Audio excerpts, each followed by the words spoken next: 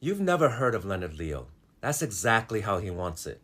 He has never held elected office, never been confirmed by the Senate, never once had to answer to you. But he has personally placed 6 of the 9 justices currently sitting on the United States Supreme Court.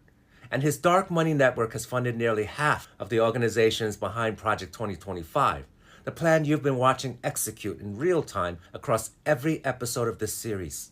He didn't write Project 2025, he paid for it.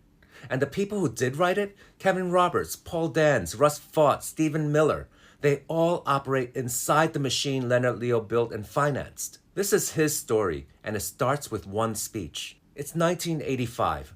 Leonard Leo is an undergraduate intern on the Senate Judiciary Committee in Washington. He walks into a luncheon hosted by a small conservative legal group called the Federalist Society and hears Reagan's Attorney General, Edwin Meese, say something that changes the direction of his life. Meese tells the room that the Supreme Court has been stolen, that liberal judges have been using the Constitution as a blank check, inventing new rights, rewriting the law from the bench.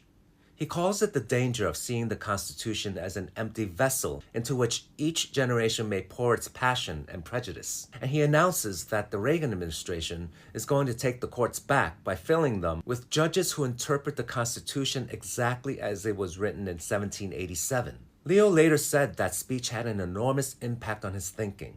That's an understatement. He returns to Cornell, founds a Federalist Society chapter in 1986, and brings Meese in to speak. His classmates ignore it. Conservative legal theory at that time was considered fringe. In 1987, Leo watches the Senate defeat Robert Bork's Supreme Court nomination. He doesn't see a policy debate. He sees a tactical failure and decides the right needs to win confirmation fights permanently. He graduates law school in 1989, clerks at the D.C. Circuit, and meets a judge named Clarence Thomas. They become close friends, close enough that Thomas later becomes the godfather of one of Leo's children. In 1991, Leo joins the Federalist Society full-time, but delays his start to help Thomas survive his Senate confirmation hearings. The organization has 2 student chapters and a $100,000 budget. Leo turns it into something else entirely.